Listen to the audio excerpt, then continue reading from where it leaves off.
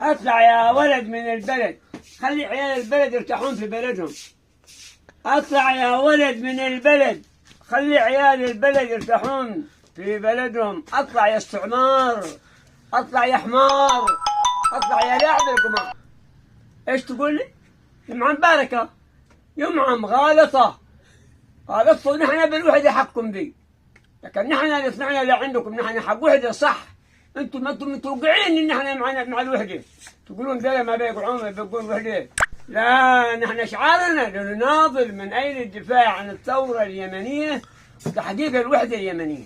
حققنا الوحده نحن، لكن نحن قابلنا اسفل، ما قابلنا رجال عليهم عمد. ما انتم حق وحده، الله يلعن ابوها وحده، الله يلعن ابوها وحده، والياب الوحده عندنا الله يلعنه كمان معاها. شوفك يا حبيبي، انتوا يا حبيبي انتوا حق نهب وسرقه، حق غنايم، حق غنايم، بس بغيتوا بتلهفون. ايش تقولون؟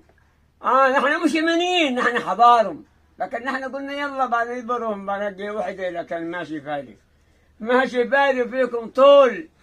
نحن حضارنا، نحن اعزاء في كل مكان، انتوا ونحن في العالم كله.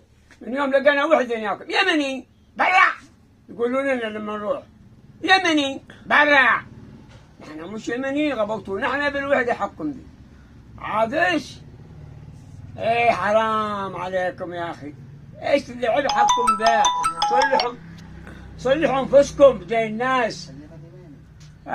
اليمن يماني والحكم يماني، هذا مش الوقت ذا، هذا زمان الرسول.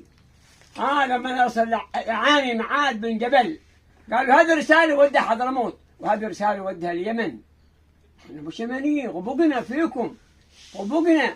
لما متى يلا ارحلوا، ارحلوا، واليمن حكمه برع برع.